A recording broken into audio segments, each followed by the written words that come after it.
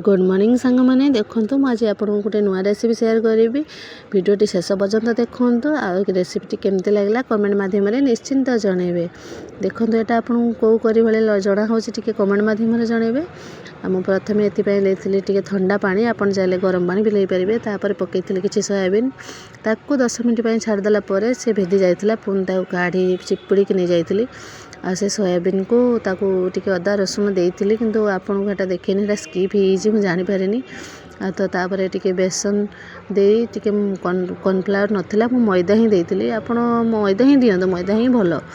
ताकू भलसे टिके माने चगुड़ दे 10 मिनट छाड़ला ताकू कड़ा हिट कर तेल पकई गोटे माछर सेप दे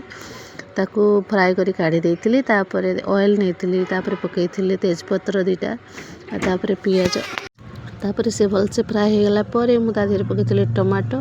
आटे ऑयल भी दे देती कहीं मोर एथर बेसी ऑयल खाएनी आपड़ भी ट्राए करेंगे एथर बसी ऑयल लगुनि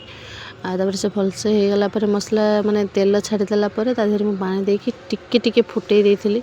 अल्प फुटिले देखो ये फुटिले तापर से छाड़े किसी प्रोब्लेम ना टिके भी खुलबनी टिके भी भांगनी आ से बहुत भलसे हो देखो केते सुंदर देखा टिके भी भांगिनी आपड़ भी ट्राए करूँ किसी भी प्रोब्लेम हेनी बहुत सुंदर भाव में हो टेस्ट भी पूरा माने माछर टेस्ट ही दब करी आप चाहिए चिकेन मसला गरम मसला कि फिश मसला दे पारे मु कौन मसला भी दे नी केवल अदा रसुण पेस्ट द्वारा ही बनई ताहारी भितर भी देखो केते सुंदर कलर सह केते सुंदर भाव में करीटी होती आपण मानक जदि भिडियोटी भल लगा ताहले लाइक कमेंट शेयर निश्चिंत करेंगे आ सुंदर सुंदर भिडियो देखापी मो पेज को टिके फॉलो भी करेंगे।